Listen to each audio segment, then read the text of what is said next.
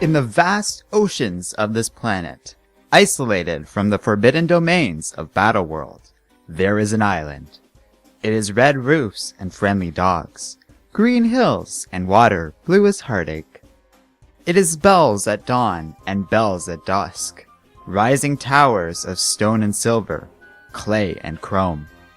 It is its people, the good, the bad, and all the rest of us, doctors and lawyers, teachers and thieves, scientists, artists, musicians, and mystics, brothers and sisters in arms, heroes and villains, family and friends. In the shadow of the shield, with the sun on the sea, there is an island. In the wilderness of the world, Arcadia is a garden. But even gardens have serpents.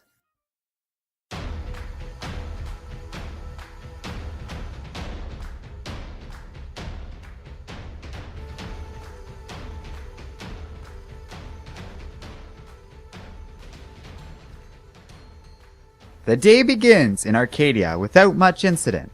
She-Hulk, Baroness of Arcadia, starts her day by checking in on the island's patrol team, the A-Force. They haven't found anything until a massive shark suddenly leaps out of the water and attacks the patrolling heroes. A-Force assembles and a battle begins. Captain America starts off the fight, easily knocking the beast back with her mighty strength. But the shark is able to grab a hold of Miss America. Luckily, she is saved by Nico Minoru, also known as Sister Grimm. Nico is able to save America with the use of a quick spell that skewers the shark, while Dazzler is able to knock the shark onto the city streets. Miss America has had enough. Sharknado here just tried to murder her and her friends. She picks up the beast easily and hurls it clear off of Arcadia, over the wall, and into the zombie-infested Deadlands. America is pleased with herself, but Pixie knows that the girl just made a terrible mistake. In a flash, Sam Wilson, one of Battleworld's many Thors, appears before the young woman. America Chavez has just violated Battleworld's greatest law. She has breached the shield and endangered everyone under its protection. And worse, she has broken the sanctity of Doom's borders. She-Hulk is contacted by Sheriff Strange. Jennifer is the local authority in this area and must impartially enforce Doom's laws. America violated the most sacred of these rules by throwing the shark outside of Arcadia's borders.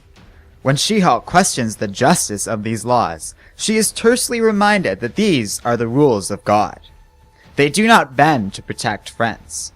Strange orders her to honor her role as this area's lawgiver. She-Hulk must send this girl away to serve in defense of the shield that she has just damaged. Jennifer goes to America and is devastated that there is nothing she can do. Loki arrives and demands an explanation. The Asgardian is close to America, as the young girl serves with Nico as Loki's ward. When the goddess learns what has happened, Loki comforts America, but there is nothing that she can do. When the Thors arrive, begrudgingly, She-Hulk speaks. America Chavez, called Miss America, by the mercy of Doom, for violation of the first law, you are sentenced, for all the days of your life, to the prison of the shield. As America is taken away, Loki and Nico are visibly shaken by this. Jennifer tries to apologize, but Nico is furious and leaves with Loki. The other women are understanding of She-Hulk's plight, as they know that their leader does all she can to protect them from Doom's wrath. But Jennifer is just not satisfied. Something has trespassed onto Arcadia today, and She-Hulk is intent on finding exactly what has happened. Medusa offers some advice about leading the small island, but the Baroness rebukes her. Jennifer makes it clear that she is the leader here, and will not be questioned by her subjects. She orders the submariners to be summoned to her presence. Namor, Namorita, and Namora answer the call, and offer their aid to Arcadia. The shark that attacked the island was a megalodon, one of the largest predators to ever exist on Earth, and one that has been extinct for 2 million years. They seek answers in the ocean depths. One way or another, they will find the serpent that has entered their garden. Elsewhere at the Bishop Lighthouse, Nico cries, thinking about her lost friend. Suddenly, she sees something fall from the sky. She assumes that America has found a way to escape, but is surprised to encounter a woman of an entirely different nature.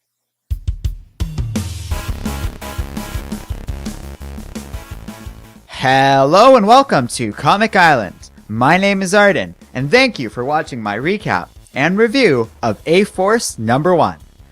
I didn't plan on covering this comic, but I'm glad I wound up doing so.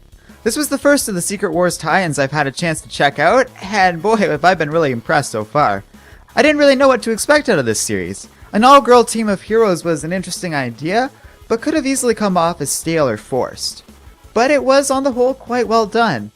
Handled by two of Marvel's best female writers, A-Force strikes me as a comic not pandering to girls, but just a good issue overall that can be enjoyed by everyone. I don't really have any complaints to voice here. It's all mostly good. This comic features stellar artwork, excellent writing, and a solid cast of characters. We get to see just a phenomenal host of Marvel's best female heroes, ranging from popular choices like She-Hulk and Captain Marvel, to more obscure figures like Nigo Minoru from The Runaways or Pixie from the new X-Men. And if this cover is any indication, we can expect many more awesome appearances in the future. Blink and you'll miss close to a dozen cameos, including Luke Cage, Jessica Jones, I think Maximus, and even the Enchantress. The comic is also jam-packed with great little moments of action and drama, as well as important hints about the true nature of Battleworld. We get a good sense of the Wall and the rules surrounding people who live in this strange new world, as well as the unusual nature of how Battleworld functions day to day. Characters make casual references to modern pop culture and seem to accept everyone's choice of costume without question, or the original context from which these outfits were created. This suggests that modern culture exists in Battleworld, as well as history of some form or another to explain everybody's origins. Many different versions of heroes and villains crop up here that were once either dead or quite different from how they were before Secret Wars. So I don't know how it all comes together exactly.